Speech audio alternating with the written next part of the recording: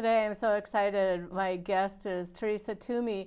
And Teresa is one of the foremost experts I just discovered on mental health for women after they have delivered their baby. So we're calling it an advocate for perinatal mental health, particularly regarding pregnancy and postpartum psychosis. So she has a compelling story. Dying to hear your story, Teresa. And thank you so much for coming to be a guest on my show today. Thank you so much. Yes. And I would say my expertise, as far as that goes, is really the psychosis. Okay.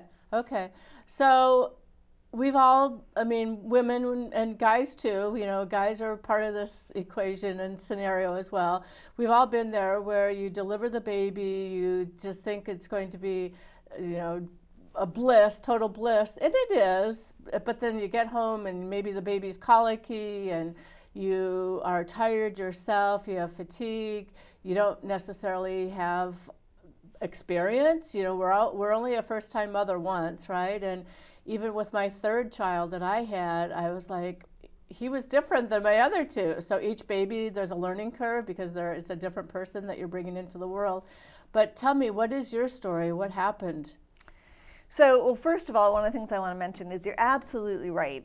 Each child is a big life change. Yes. And we oftentimes have different circumstances, right? You might be going from full-time employment to staying at home on leave or whatnot. It can be very lonely. Mm-hmm. Even though you have that life in your hands, you're lonely. Right. Yeah. Right. It can be very isolating, both actually and in a perceived way. Mm-hmm. And I would go further to say whole families, even communities, get affected by this, right? So.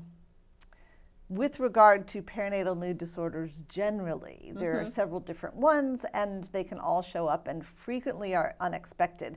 With regard to psychosis, although it can have factors like sleeplessness or other stressors that trigger it, we don't really fully know what causes it. We do know there are risk factors, but really any woman is at risk, and it can occur during pregnancy or afterwards. Okay, I didn't realize that either. So even when the baby's in utero, you can have some mood disorders and difficulties. Absolutely, absolutely. In fact, anxiety is very common during pregnancy. And it's important that we deal with these because, like you said, they can have an impact. They can affect marriages, they can affect child development. Well, just in utero, if there's too much stress with the mother, then the baby feels that stress. Correct. Absolutely. So one of the things when I did perinatal mood disorder advocacy generally that we'd frequently say is there's no such thing as no exposure, because people oftentimes are concerned about if there's medication needed, about the exposure to the baby. But no matter what, if you're having a mood disorder, the baby is exposed. Of course. So then it's a weighing of options. So with regard to psychosis specifically, one of the main risk factors is if you have a family member who has a serious mood disorder such as a bipolar, or if you yourself do. Any time a woman has a history of a mood disorder, that is something that would place her at risk. So if you've had a history of depression, you're more likely to have a perinatal depression. Okay. So if you have bipolar, you are more likely to have a psychosis. The other side of that coin is about 50% of women who have a pregnancy or postpartum psychosis have no known risk factors. So not only is our expectation this sort of blissful picture, right? But pretty much nobody that has no history expects to have such a severe and sudden disorder. And that would explain some of what goes on that we read about in the paper, where there's the high-profile cases where a mother kind of unknowingly hurts their baby or hurts their little ones, and probably dads sometimes too, right, experience some of that, where again the crying baby that can't be soothed, and the situation just escalates, and before they know it, they've done something that they truly regret forever. Right, and so there's two very different things to parse apart what you said. One is, yes, stressors like a baby who's colicky or something like that. Just like somebody who has an existing mood disorder, stress can trigger things, right? But frequently with perinatal psychosis, you don't know of a trigger. Okay. It's not even that there's a colicky or crying baby. Many women are very happy with their circumstances and then slowly. Something Well, happens. I say slowly become psychotic.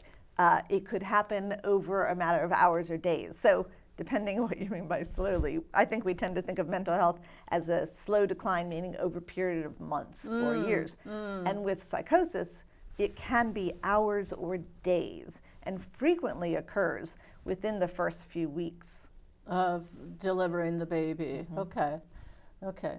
And we don't have necessarily a community or a situation where people are being monitored or visited necessarily.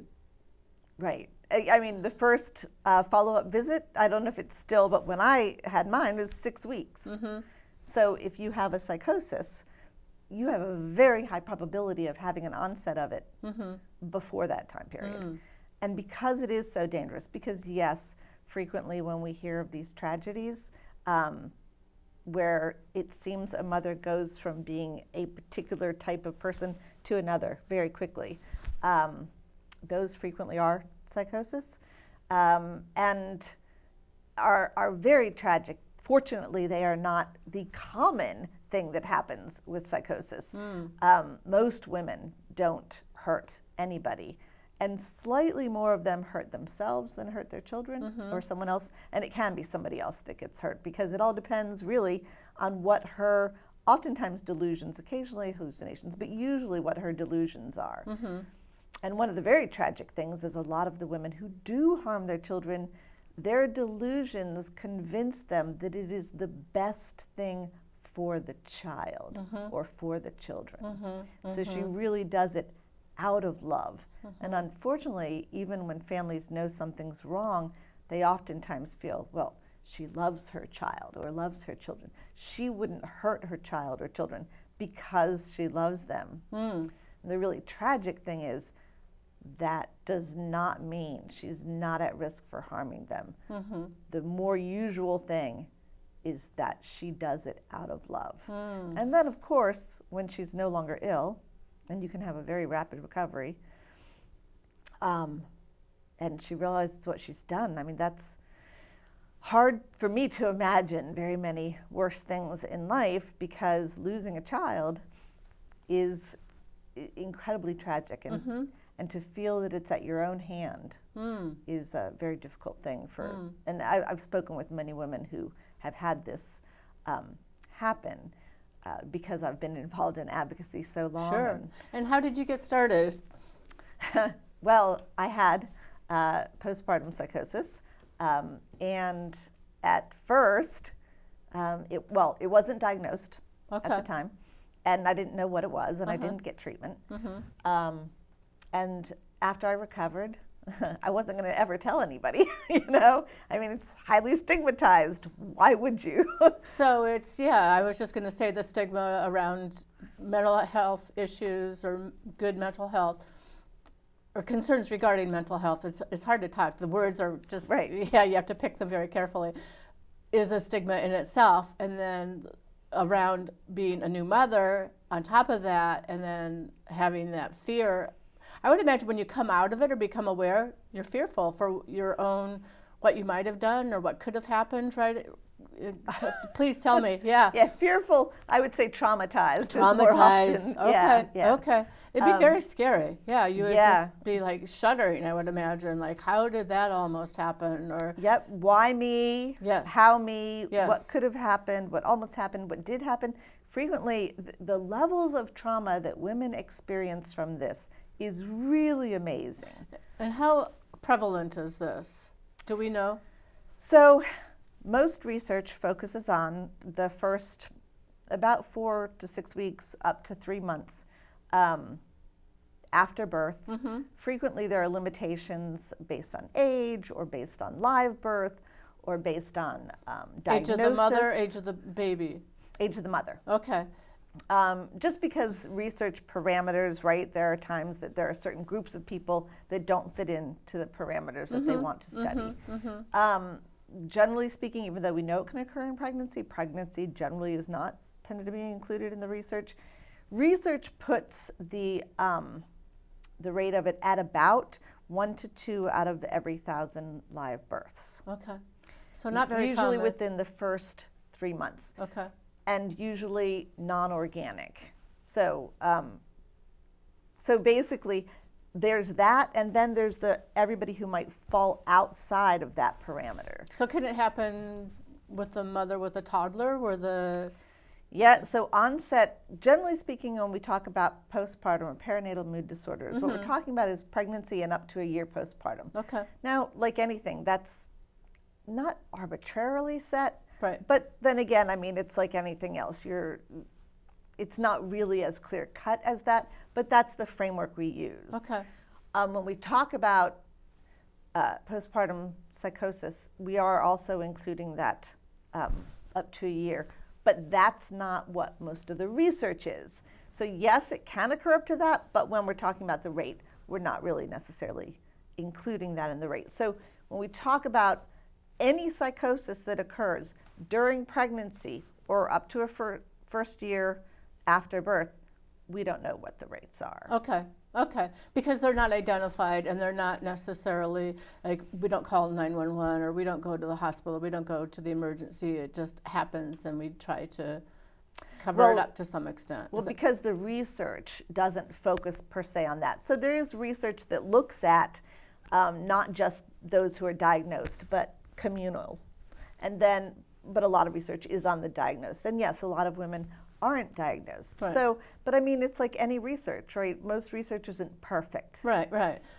Well, I understand that. Okay, so we know who, and we know when, and we don't know why, but what happens? I mean, when you talk about it, what are some examples of some cases or stories that you've heard? What are some things that a mother might feel like she's doing in her baby's best interest that might be very harmful or damaging?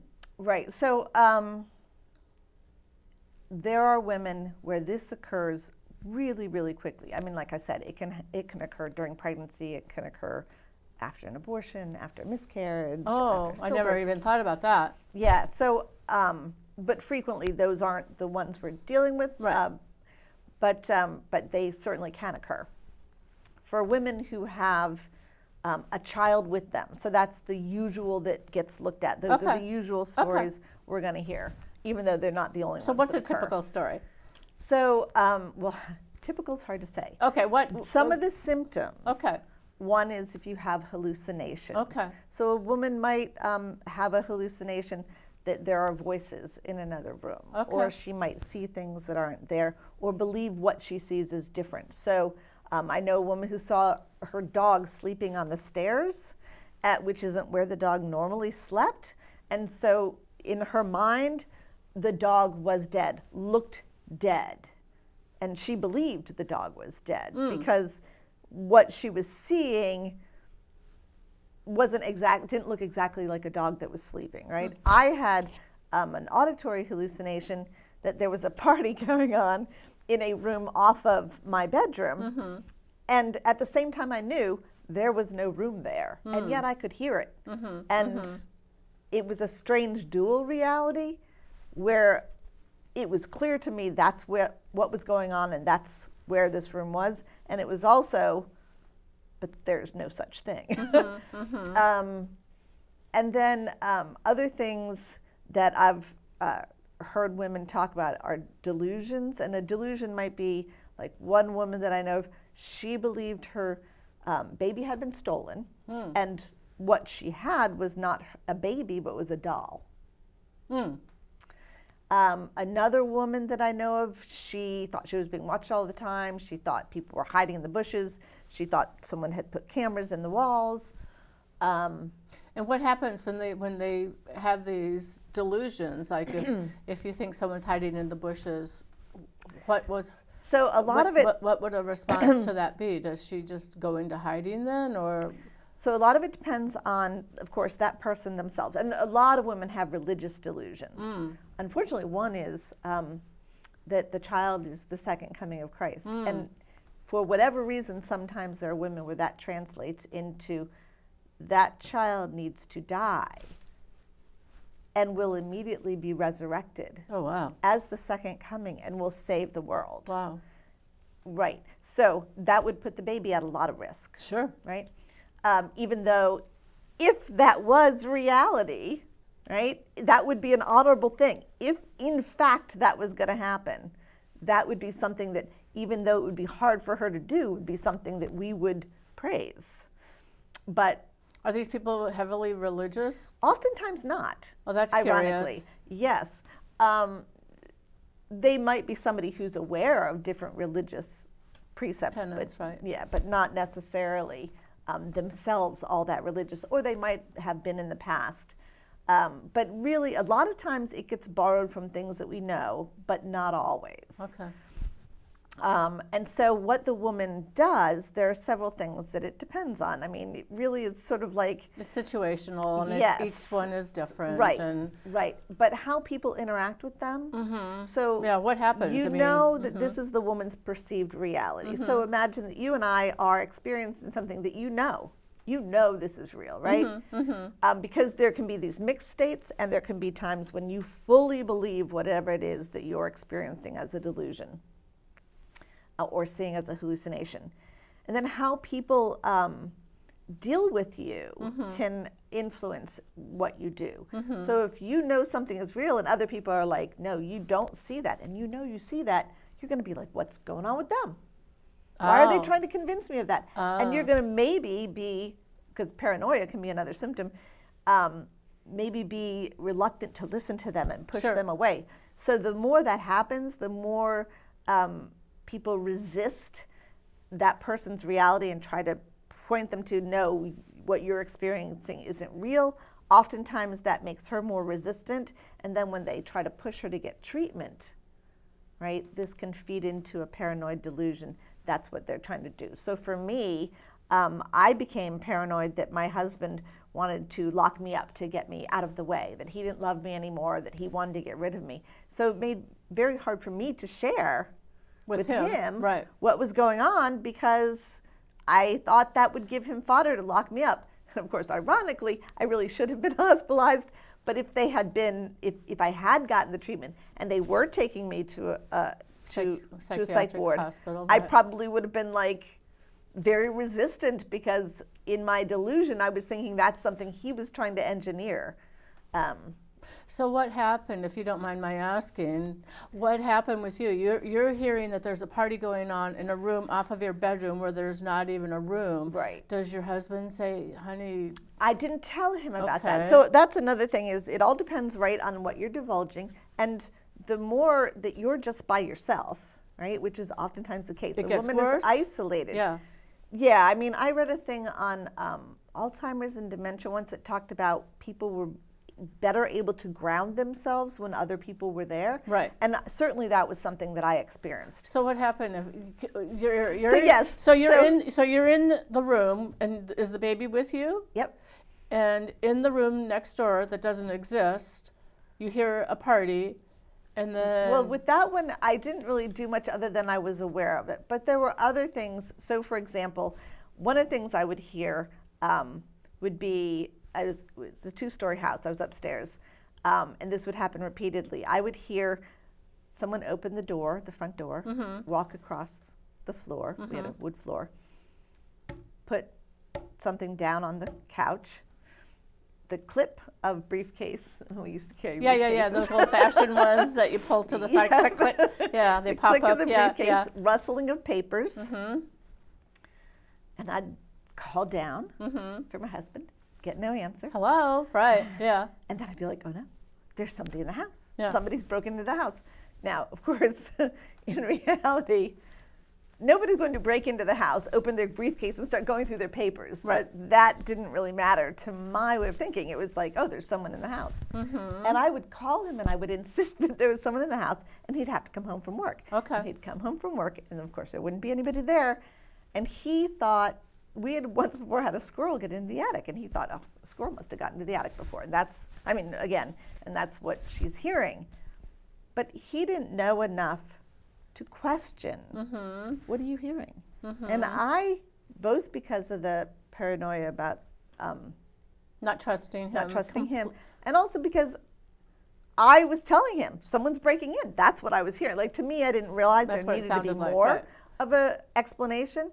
If he had said, it's just squirrels, I might have said, oh, no, it's not, you know? But we didn't have that conversation because we simply didn't know enough about how to have that conversation. Okay. And then there were other things, like I couldn't read. I couldn't, and this didn't happen right away, but once I started having the symptoms of psychosis, I could not make sense of the letters. Of the printed word, okay. Yeah, the letters themselves didn't look familiar. At first they would, and then it was just not even something I recognized. I had one thing I did do, I had the television on a lot, because then I would tell myself these other things I was hearing was just the television. Again, mixed. I knew it wasn't the television, but that's what I'd tell myself. It's just the television. You're not hearing that other thing. It's just the television. But if I watched the television, I couldn't tell a commercial from a show. I couldn't follow a plot. I could not tell you. If you said, so what's going on in this?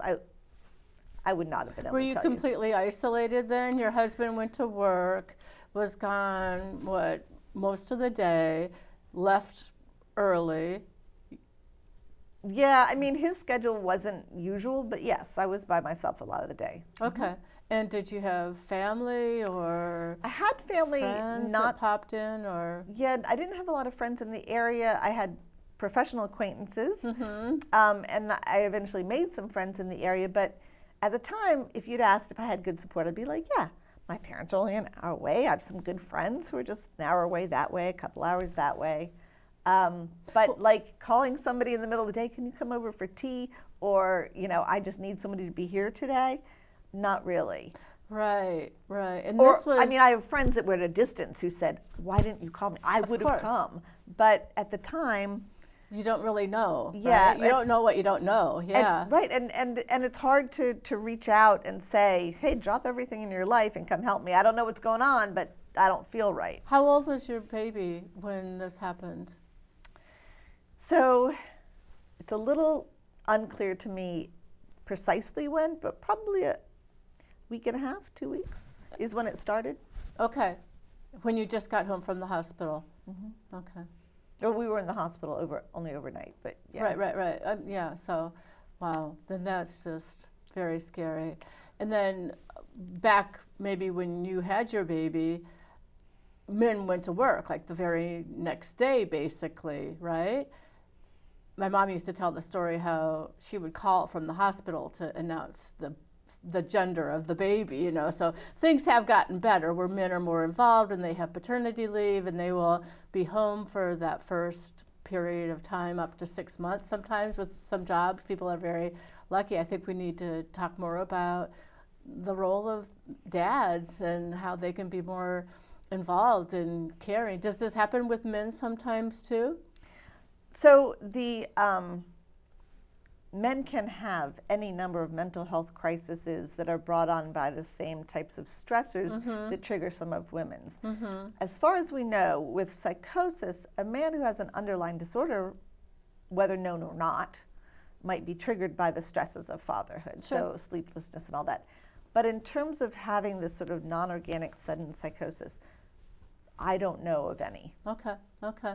And the thing that I think is really sad and scary is that people don't get the help that they need, but they end up incarcerated sometimes. Right. And so one of the things about this disorder is that it is identifiable and it's treatable.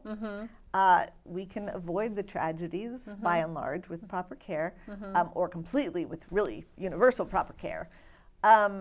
And a lot of the trauma that occurs.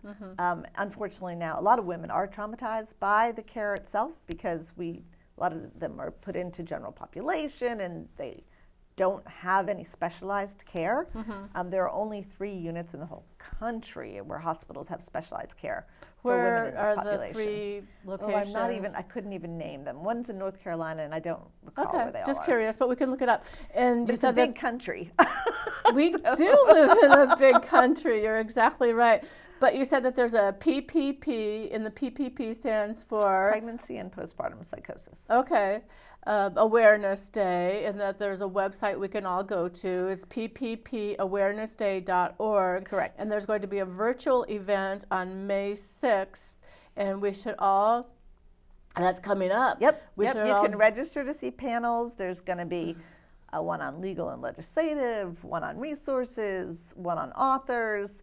And then there are stories. There's, like if you go to the website, there are stories. We're having a fundraiser because we'd like to raise awareness, because really the number one thing to prevent the tragedies and trauma that occur with this is awareness. And you have a book.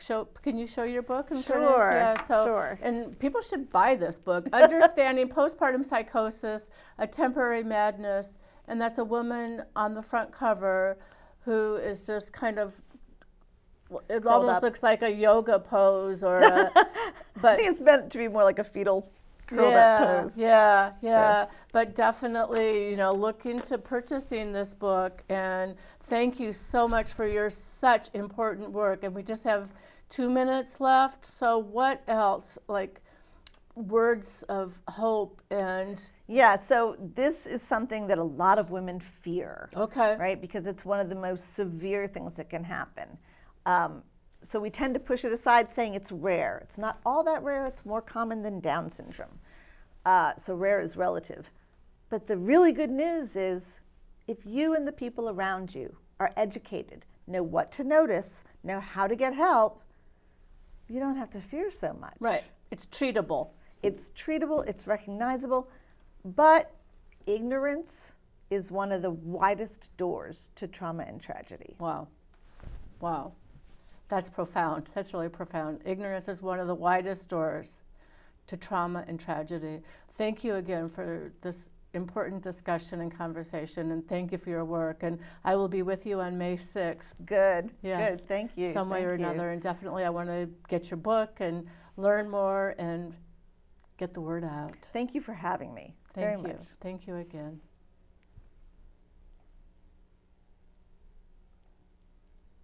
Wow.